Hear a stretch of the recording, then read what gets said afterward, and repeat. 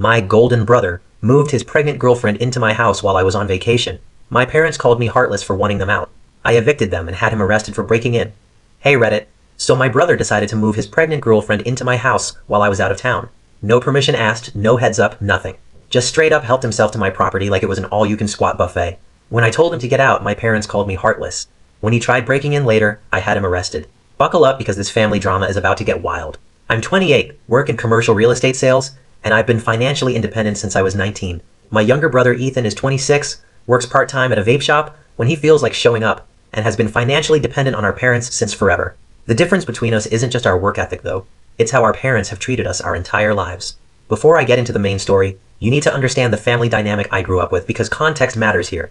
The golden child favoritism in my house wasn't subtle. It was so blatant that teachers, neighbors, and extended family all noticed it. When I was 8 years old, I saved up my allowance for months to buy this remote control helicopter I'd been wanting. Finally got it. Played with it for maybe 2 days before Ethan broke it. He was 5, grabbed it off my desk, and crashed it into the garage door. Things shattered.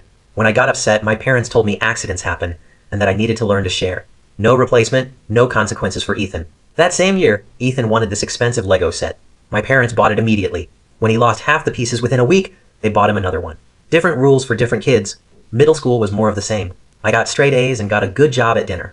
Ethan brought home 3 C's, 2 D's, and a B- in gym, and my parents took him to his favorite restaurant to celebrate how hard he tried. High school amplified everything. I joined debate team, worked at a restaurant, and maintained a 3.9 GPA. Ethan barely graduated with a 2.1. When I graduated, my parents said parties were too expensive. 3 years later, Ethan's graduation had catered dinner, a DJ, and 80 people in our backyard.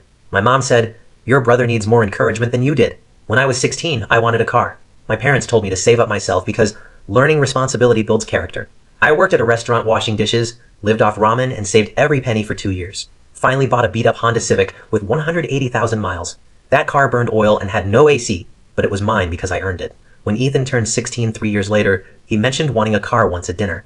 2 weeks later, my parents bought him a 3-year-old Camry with 30,000 miles. Their explanation?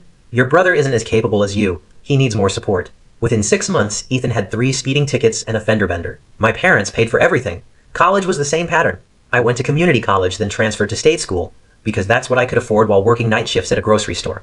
Graduated with a business degree and $12,000 in loans. Ethan went to an expensive private college at $50,000 per year. My parents paid for everything. Tuition, apartment, credit card, spending money. Took him 6 years, changed majors 4 times, and ended up with a general studies degree. When I questioned the unfairness, my dad said, "You turned out fine on your own, so our approach worked." The favoritism was so obvious that even extended family members would comment on it.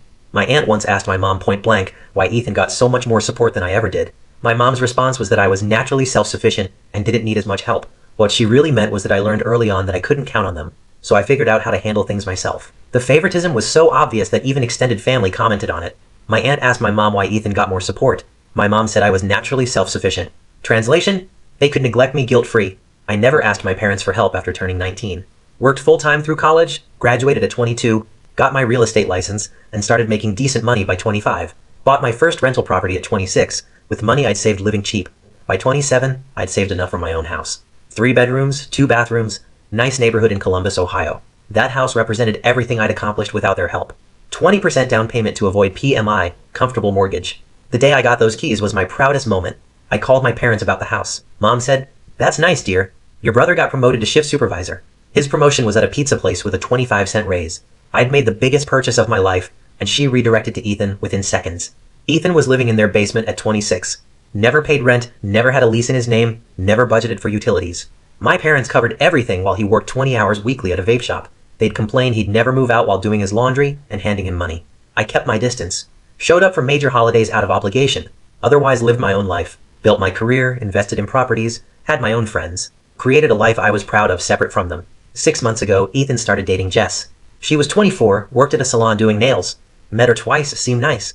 Then after 3 months of dating, Ethan announced she was pregnant. When Ethan announced the pregnancy at dinner, my parents were thrilled. Absolutely over the moon. My mom started crying happy tears and hugging Jess. My dad shook Ethan's hand like he'd won the Nobel Prize. They immediately started talking about becoming grandparents, asking about due dates, discussing baby names. Nobody seemed concerned that Ethan had no stable job, no savings, and still lived in their basement. But sure, let's celebrate. My mom started buying baby stuff immediately. Within 2 weeks, my parents' basement looked like a baby store exploded. She'd send photos to the family group chat constantly. Look at this adorable elephant mobile. Or isn't this bassinet precious? Meanwhile, I'm thinking about who's actually going to pay for this kid's life. My dad started planning to convert part of the basement into a nursery. Started researching childcare costs and insurance plans. They were basically preparing to raise this kid themselves because Ethan and Jess clearly weren't equipped. I stayed out of it. Not my business. I had my own life, my own career, my own responsibilities. Their chaos didn't need to become my problem, but I should have seen the warning signs. Should have realized my parents would eventually try to pull me into fixing Ethan's mess. About 4 months into the pregnancy, Jess's parents kicked her out. The whole religious disapproval thing escalated. They told her she was an embarrassment and needed to leave. She moved into my parents' basement with Ethan. Now my parents had their 26-year-old son, his pregnant girlfriend, and an impending baby all under one roof. The basement was getting cramped. My mom started complaining about lack of space. I'd listen politely and think, "You enabled this, so deal with it." Flash forward to 2 months ago. I had this major work trip scheduled to Seattle for 8 days. One of my biggest potential clients was based there, a development company looking to invest in commercial properties across the Midwest. Multi-million-dollar deals. This trip had been on my calendar for 3 months, with multiple meetings scheduled, site visits planned, the whole production. Potentially career-defining stuff. I spent 2 weeks preparing, created detailed presentations, researched comparable properties, built financial models. This client could set me up for years if I landed them. Before leaving, I did my usual travel routine. Asked my neighbor Bill to grab my mail and keep an eye on things. Bill's retired, lives 3 houses down, former accountant, the kind of neighbor everyone wants. Set my lights on timers, made sure bills were on autopay, set my Ring doorbell to send notifications. Standard procedure. Here's my mistake. I have a spare key at my parents' place. It's been there since I bought the house for emergencies only. Like if there's a pipe burst while I'm gone, they can let emergency services in. Never had a problem with it in 2 years. That spare key became the source of all this mess. I should have seen this coming. Should have realized that emergency access meant they could give Ethan access. But I trusted them not to cross that line. I flew out Sunday afternoon. Direct flight. Got in around 6 p.m. Checked into my hotel downtown. Reviewed notes. Went to bed early. First meeting was Monday at 9 a.m. The week went incredibly well work-wise. Monday's initial meeting went great. Client loved my research. Tuesday, I did site visits to 3 properties they were considering. Wednesday was financial modeling reviews. Thursday, we had lunch with their full investment team, and I presented my comprehensive proposal. Friday was follow-up discussions and contract negotiations. By Friday afternoon, I was 90% sure I'd landed them, a deal that would triple my commission income for the year. I was so focused on work I barely checked my phone except for client communications. When you're trying to close a deal this big, everything else fades. I'd glance at my Ring doorbell notifications occasionally and see normal stuff. Delivery trucks, neighbor kids, Bill checking my mailbox. Nothing concerning. Friday evening around 8 p.m., my phone rang. Bill. The second I saw his name, my stomach dropped. Bill never called unless something was wrong. "Hey man, hope I'm not interrupting your trip." "No, it's fine. What's going on?" "I grabbed your mail like you asked, but I wanted to check something. There are cars in your driveway, parked there, and I've seen people going in and out of your house the last few days. Figured maybe you had family staying there and forgot to mention it?" My brain completely stopped. People. In my house. Going in and out. "Bill, nobody is supposed to be at my house. Nobody has permission to be there." Silence for a few seconds. "Well, there's definitely people there. I saw a young couple unloading stuff from a U-Haul on Tuesday. Moving boxes, furniture, all kinds of things. I almost came over to say hi, but then figured I should check with you first." Tuesday. They'd moved in Tuesday. I'd been gone since Sunday. Within 48 hours of me leaving, someone moved into my house. "Can you see them right now? Are they there?" "Let me look." I heard Bill walking, probably to his front window.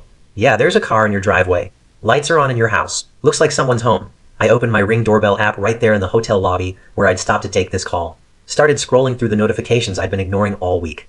Tuesday at 11:47 a.m., my front door opens. The video shows it clear as day. There's Ethan, big smile on his face, spare key in his hand like he owned the place. Behind him is Jess, visibly pregnant in a maternity top, carrying shopping bags. Both of them acting like this was completely normal. I scrolled through more videos, my anger building with each new clip. 11:52 a.m. Ethan's making another trip with a box labeled kitchen stuff. 12:15 p.m. Jess is carrying in what looks like clothes on hangers. 12:43 p.m. both of them dragging in a mattress. 1:30 p.m. Ethan's coming back with more boxes. 2:15 p.m. they're unloading what appears to be baby furniture from the U-Haul. This wasn't them stopping by or checking on the house. This was a full coordinated move. They'd rented a U-Haul, packed up their stuff, and moved into my house like they'd planned this for weeks. The level of premeditation made it so much worse. I told Bill I'd call him back and hung up. Stood there in that hotel lobby, feeling like I'd been punched in the gut. All week I'd been working my tail off, closing this huge deal, building my career, and meanwhile my brother was stealing my house. Not borrowing it, not asking to stay there temporarily. Stealing it. My hands were shaking when I called Ethan. It rang 4 times before he answered all casual like nothing was wrong. "Hey bro, what's up? How's Seattle? What's up? What's up? Why are you in my house?" He didn't even hesitate. Didn't apologize or sound caught. Just launched into his explanation like it was the most reasonable thing in the world. Oh yeah, meant to text you about that. Things got crazy over here. Jess's parents kicked her out last week. The whole religious thing really escalated. They told her she was an embarrassment to the family and that she needed to leave immediately. It was pretty brutal, man. She was crying. They wouldn't even let her take half her stuff. Just threw her out. Super messed up situation. Okay, and how does that lead to you being in my house? Well, Mom and Dad's basement is getting really crowded with all the baby stuff. There's barely room to walk down there anymore, and Jess has been stressed, which isn't good for the baby. The doctor said she needs to avoid stress as much as possible. So we figured we'd crash at your place for a bit since you travel for work so much. You weren't using the space anyway. It's actually perfect timing because you're gone and we needed somewhere quiet. Plus, your place is bigger than Mom and Dad's basement, and Jess can actually set up the nursery properly. Win-win situation, right? I took a deep breath. Tried to stay calm even though I wanted to reach through the phone and shake some sense into him. Ethan, that's my house. You can't just move into someone's house without permission. Did it occur to you to maybe call me and ask first? Dude, relax. It's not that big of a deal. We'll take care of the place. Actually, we already mowed your lawn because it was getting kinda long. And Jess cleaned your bathrooms. They were pretty gross, man. When's the last time you scrubbed your shower? We're being good tenants here. Tenants. He called them tenants. Like this was some official arrangement instead of breaking and entering. You need to leave. Today. Right now. He laughed. Actually laughed at me. Dude, Jess is 7 months pregnant. She's huge. We can't just pack everything up and move again. That's dangerous for her and the baby. The doctor specifically said she shouldn't be doing heavy lifting or getting too stressed. You want us to risk her going into early labor? That's on you then. Besides, we just got settled in. I already changed my address with the post office so my mail comes here now. Set up bill payments to your address. The whole thing. Just let us stay until we figure something else out. You're being unreasonable. How long is it until you figure something else out? I don't know, man. Maybe a few months after the baby's born? We need time to save up first and last month's rent for our own place. That takes a while, especially with baby expenses coming. You know how it is? Actually, you probably don't know how it is because you don't have kids. But trust me, it's expensive. We're trying to be responsible and save money before we move out on our own. A few months after the baby's born? Ethan, that's like 6 months minimum. You think you can just squat in my house for 6 months? It's not squatting. We're family. And yeah, probably around 6 months.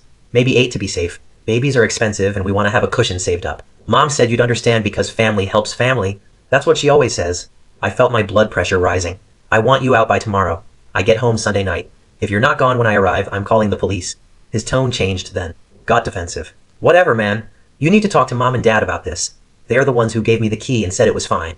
They said it was the Christian thing to do, helping out family in need. Take it up with them. This isn't just on me. They approved it. I don't care who approved it. It's my house, not theirs. Mine.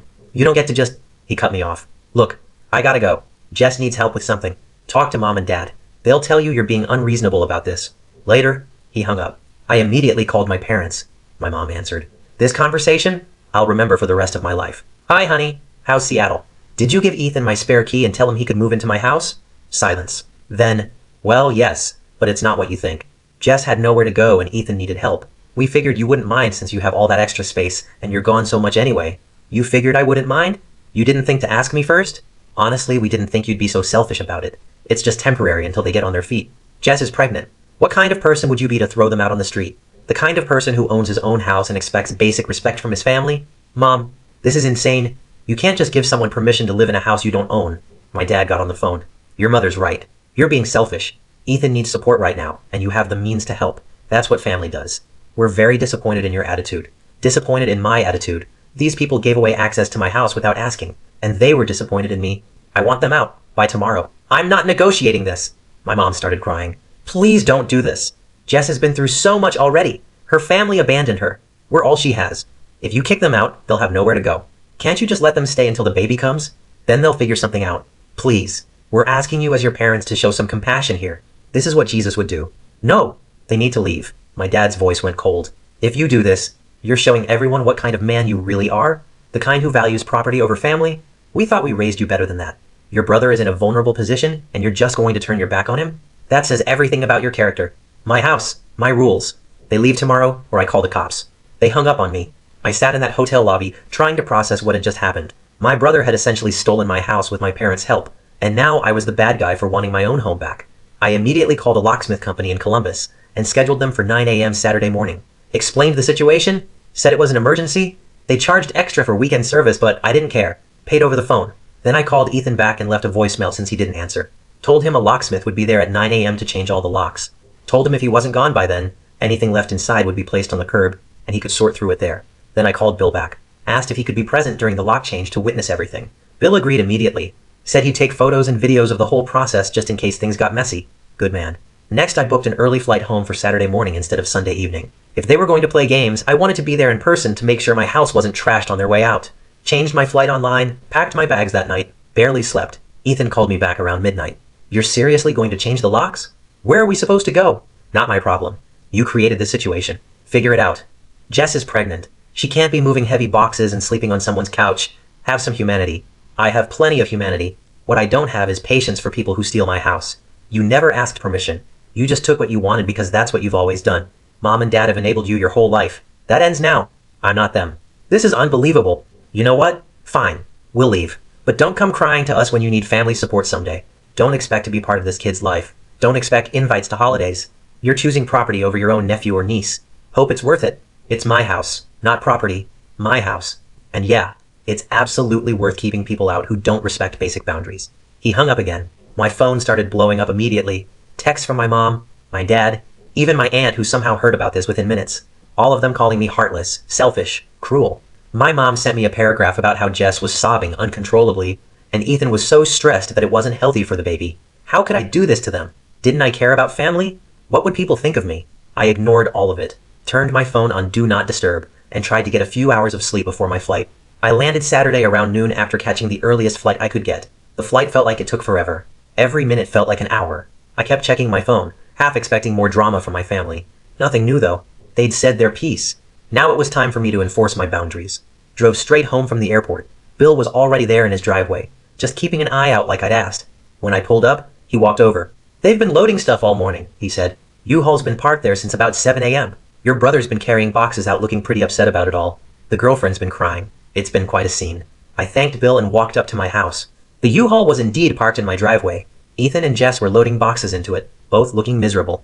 When Ethan saw me pull up, he shot me the dirtiest look I've ever seen, like pure hatred. Jess just looked sad and kept her head down. I didn't say anything, just unlocked my front door with my key and walked through my house to survey what they'd done. Needed to see the damage before they left completely. They'd fully moved into the master bedroom. Their clothes filled my closet. Their shoes all over my closet floor. Their toiletries covered my bathroom counter. Makeup, hair products, electric toothbrushes, all their personal stuff just everywhere like they owned the place. My bedroom smelled different, like someone else's perfume and deodorant. The bed had different sheets on it than the ones I'd left. They'd actually changed my sheets to their own. The second bedroom was partially set up as a nursery. Crib assembled in the corner. Changing table against the wall. Baby clothes hung up in the closet. A rocking chair by the window. They'd put up these nursery decals on the wall of little animals and clouds. Stick-on decorations that would probably leave residue when removed. They'd really committed to making this their space. The kitchen had their food everywhere. Different brands than I usually buy. Generic cereal instead of the name brand I prefer. Their milk in the fridge. Their condiments in the door. Coffee creamer I'd never buy. Snacks I've never seen before. It wasn't just that they'd added their stuff. They'd rearranged my stuff to make room for theirs. My spices were pushed to the back. My coffee mugs relocated to a different cabinet. The living room had their furniture mixed in with mine. This ugly brown couch that didn't match anything. Their TV stand with their PlayStation hooked up to my TV. Their blankets draped over my furniture. Picture frames of them sitting on my end tables. This wasn't them crashing for a few days. This was a full-scale takeover, with zero intention of leaving anytime soon. I stood in my living room, in my house that I'd worked so hard for, looking at someone else's life planted in the middle of it. The disrespect was breathtaking. They'd just moved in and made themselves at home like my years of work meant nothing. I walked through every room taking mental inventory. The bathroom had water damage around the tub from where they'd clearly overfilled it. The kitchen had a burn mark on the counter where someone had set down a hot pan. Minor damage, but still my property being damaged by people who had no right to be here. It took them about 4 hours to get everything loaded up and out. I watched from the kitchen window, making sure they didn't take anything that belonged to me. Had to stay vigilant because at this point I didn't trust them not to grab my stuff out of spite. Ethan kept shooting me looks through the window, probably hoping I'd come out and apologize or change my mind. Wasn't happening. Jess cried while loading boxes. I felt bad for her situation. She was pregnant and dealing with this mess, but not bad enough to let them stay. Being pregnant doesn't give you the right to steal someone's house.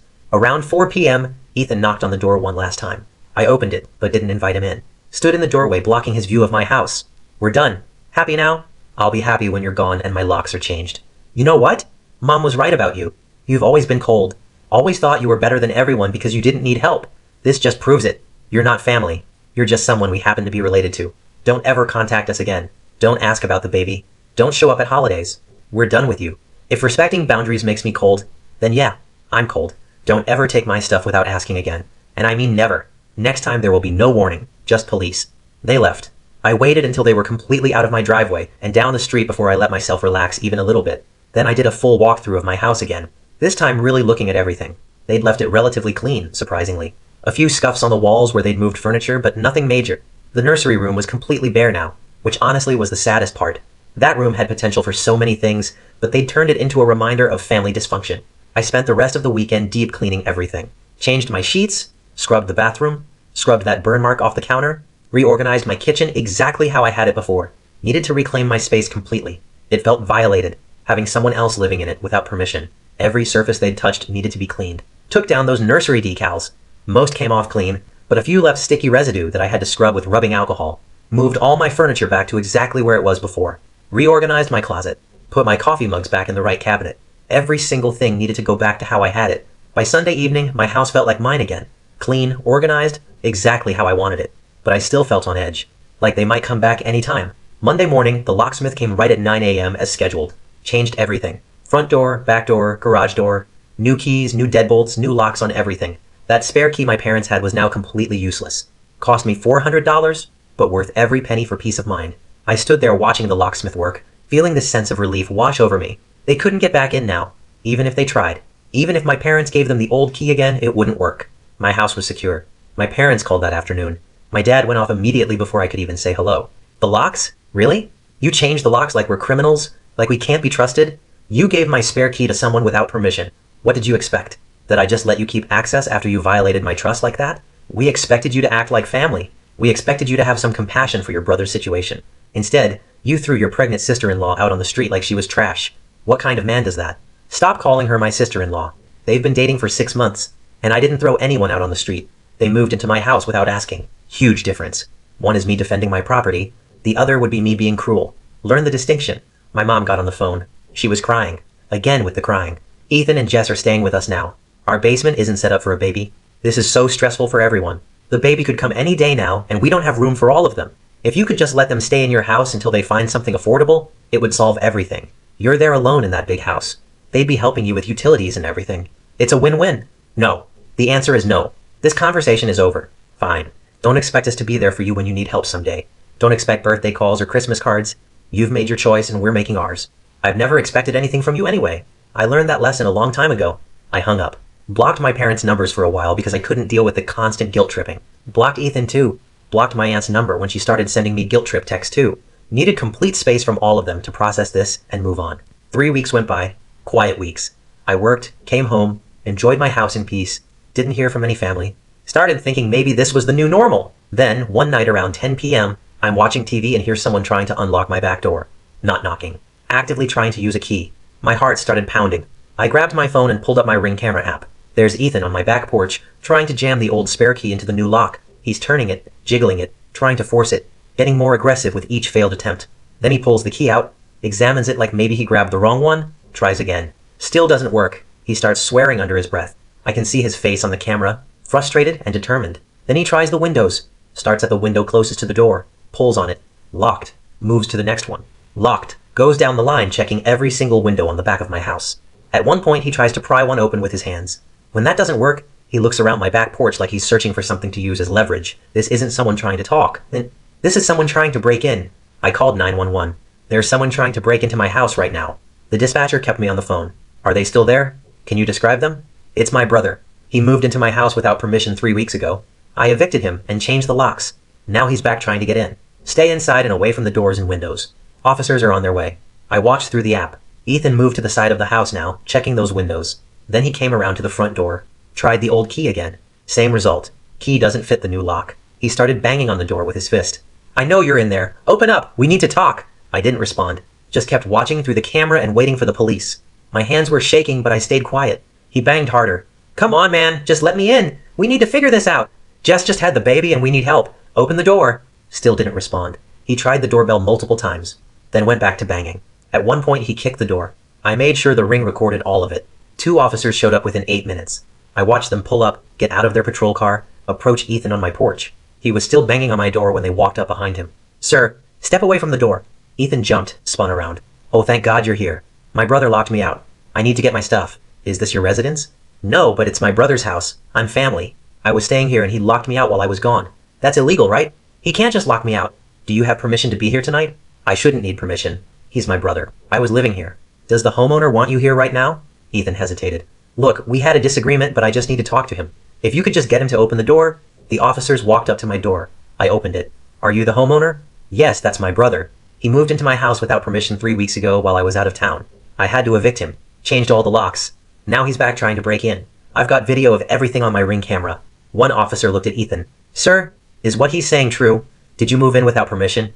Ethan's face changed. That's not... Look, it's complicated. He's my brother. Family doesn't need permission. And I didn't break in, I used a key. A key that doesn't work anymore because I changed the locks, I said. I've got footage of him trying to force windows open. Do you want him arrested? I looked at Ethan. He was staring at me with this mixture of anger and disbelief. Like he couldn't believe I'd actually do this. Like being family meant he could do whatever he wanted and face zero consequences. Yes, I want him arrested. The officer nodded. Sir, turn around and place your hands behind your back. You're under arrest for attempted breaking and entering. Ethan's face went red. Are you serious right now? He's my brother. This is family business. You can't arrest me for trying to get into my brother's house. You don't have permission to be here. You attempted to gain entry to a residence that's not yours. That's attempted breaking and entering. Turn around. This is insane. My girlfriend just had a baby. We need help and he's doing this? What kind of person arrests their own brother? The officer reached for his cuffs. Sir, turn around now, or you'll also be charged with resisting. Ethan finally turned around. They cuffed him right there on my front porch. Read him his rights while he kept shouting about how unfair this was, and how I was ruining his life, and how could I do this when Jess was pregnant and they had a newborn and needed help. The officers weren't interested in the drama. They just did their job. One of them asked me if I wanted to press charges. I said yes, asked if I needed to come to the station. They said no. They'd file the report, and someone would contact me. As they walked Ethan to the patrol car, he turned back to me. You're dead to me. You hear me? Dead. Don't ever contact me again. Don't try to meet my daughter. Don't show up at holidays. You're not family anymore. You're nothing. I watched them put him in the back seat. Watched the patrol car drive away with him inside. Stood on my porch in the night air for a few minutes, processing what just happened. Bill came over to give a statement. Told the police about the original unauthorized move-in. Confirmed he'd witnessed tonight's break-in attempt. Made the case airtight. My parents found out within hours. Mom called from a different number, hysterical. Ethan is in jail. They set his bail at $5,000. We had to pay a bondsman. You had your own brother arrested. He tried to break into my house. He was just trying to talk to you. So he committed a crime. That was his choice. This is going on his record. How is he supposed to support his family with a criminal record? Should have thought about that first. Dad grabbed the phone. You've crossed a line. Pressing charges against your own brother? We raised you better than this. No. You raised Ethan to believe rules don't apply to him. You raised me to rely on myself. You succeeded at both. Don't call here again. Don't come to family gatherings. Ethan's child will grow up knowing they have grandparents who love them, and an uncle who abandoned them. Sounds good. I hung up. Block that number too. Haven't spoken to them since. Ethan went to court 2 months later. I showed up with all my Ring footage, Bill's statement, and my eviction documentation. The prosecutor said it was one of the clearest cases he'd handled. Ethan pled guilty to attempted criminal trespass. Got a year of probation, a fine, and a restraining order, keeping him 500 feet from my property. My parents didn't attend the hearing, neither did Jess. Ethan showed up with a public defender and accepted the plea deal. Looked miserable the whole time. The baby was born 3 weeks ago. I know because my aunt texted me a photo. She's the only family member still talking to me. She said Jess and Ethan are still in my parents' basement. Money's tight. Ethan lost his vape shop job because of the criminal record. He's doing food delivery now. Jess is on maternity leave from the salon, but might not go back because childcare costs more than she makes. Guys, we are so close to hit 100,000 subscribers on this channel. If you are not subscribed to the channel, please consider subscribing. It really helps hit that 100,000 mark. Thanks for making this dream come true.